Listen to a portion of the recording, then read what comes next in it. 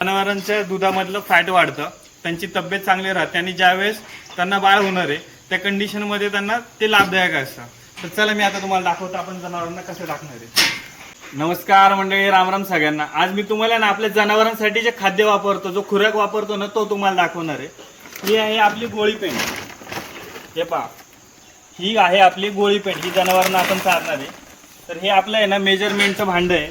हे प्रत्येक जनावरांसाठी आपण आहे ना एक भांडं घेतो. जेवढे आपली जनावर असतील ना तर तेवढे भांडं घ्यायचं आहे.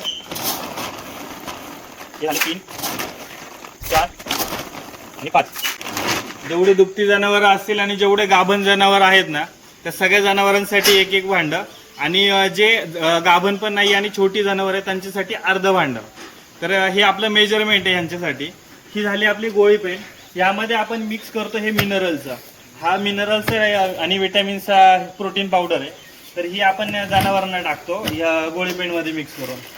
हा जो चमचा आहे ना हा त्यांचं मेजरमेंट आहे. तर प्रत्येक जनावरांसाठी आपण ते 5 घेतले तर हे पण 5च घ्यायच्या. 1, 2, 3, 4 आणि 5. आणि हे चांगले प्रॉपरली मिक्स करून घ्यायचे. मिनरल आणि प्रोटीन पावडरचा फायदा असा होतो की जनावरांच्या दुधामधलं फॅट वाढतं, त्यांची तब्येत चांगली राहते आणि ज्यावेळेस त्यांना बाळ होणार आहे त्या कंडिशनमध्ये त्यांना ते लाभदायक असतं. तर चला मी आता तुम्हाला दाखवतो आपण जनावरांना कसं टाकणार आहे. सगळी जनावरं वाटच बघत असतात की कधी त्यांचं खाद्य येतं. प्रत्येक जनावराला एक एक भांडं. हे सगळे दुभती जनावर आहेत आपली.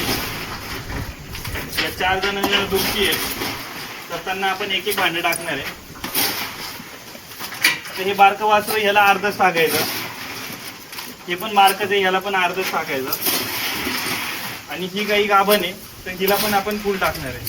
आणि जो काही थोडासा शिल्लक राहिलेला आहे तो यांच्या पुढे टाकून द्यायचा. तर अशा प्रकारे आपण गोळी पेंड टाकतो. आता मी तुम्हाला दाखवणार आहे आपण भुसा कसा टाकणार आहे जनावरांना. चलो.